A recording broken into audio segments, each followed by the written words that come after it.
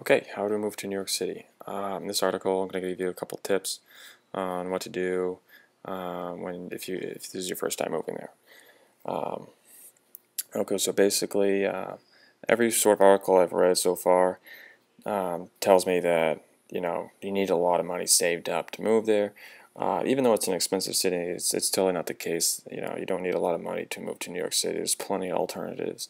There's money everywhere you go. It's just about working hard and running into it. When I first moved to New York City, everyone told me that I should move to the Upper East Side because it's the cheapest way to go. So I listened, and that's what I did.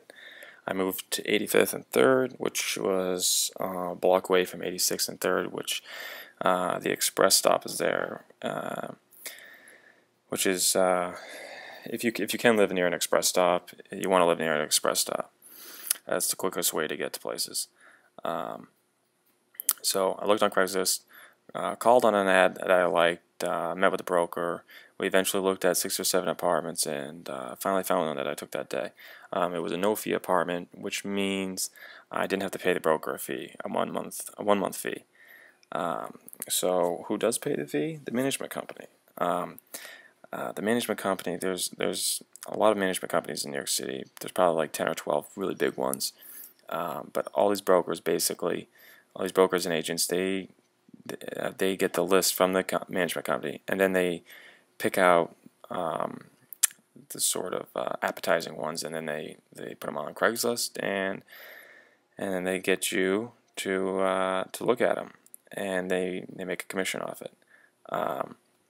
So the first thing to do is to find out who these management companies are. Cut out the middleman.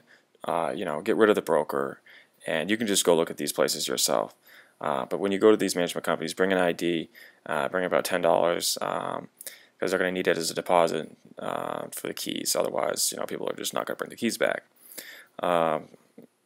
This also gives you a lot of time to look at places. You can go at your own pace. You don't need to go at the broker's pace. They're going to want you to look at as many as possible in a small amount of time, and you're making a really big decision here.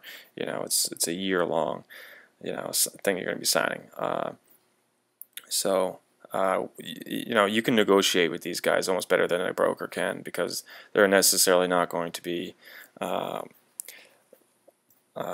working in your favor to get the price down as much as possible, because the more money the apartment is, the more money they're going to make. So I also ask for a couple months off your rent, if you can. Sometimes they're willing to do that. If you don't have a budget, a great alternative is to moving to Brooklyn. Rather than moving to the Upper East Side and the Upper West Side, unless you go to Columbia University, which would be smart to move to the Upper West Side if you go there. But you're going to be 35 minutes away from Union Square if you're working down there. From Brooklyn, it's a 10-15 minute subway ride there. Usually when people move to New York City, they're usually kind of scared, as I was. And especially, if you tell them to move to Brooklyn, it's adds to a whole new element. But you should really go check it out. It's really not what everyone says it is. You hear music. Musicians are from there. There's nothing great. You don't hear the greatest things about it, but in fact, it's really cheap and it's up and coming.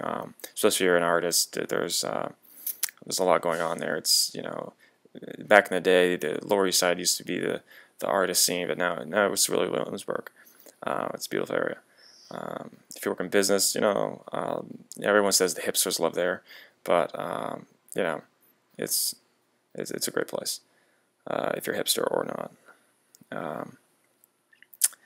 And if you can't live in Williamsburg, look around the surrounding neighborhoods. There's Greenpoint, Clinton Hill. There's all kinds of great neighborhoods around there that are a little bit cheaper. And also Craigslist is a great way to go. If you're looking for roommates, it's cheap. You can meet new people, and then when you move into a place, there's going to be furniture, so you don't have to worry about paying for furniture. It's going to be there. All you have to do is just bring your clothes and your rent, and you're all set. So also, if you ride a bike, New York City is very bicycle friendly. There's a lot of biking lanes So if you can bike to work, you can avoid the $109 monthly unlimited subway fare. You can buy weekly unlimited subway passes for $29. The monthly is $109, and the unlimited also gets you on the buses too, which are actually a little bit more expensive. So it'd be smart if you need a subway pass, definitely get the unlimited because you're going to save a lot of money. It's $2.50, excuse me, for each way. And then thirdly, I have the link to all the management companies right here, and check them out.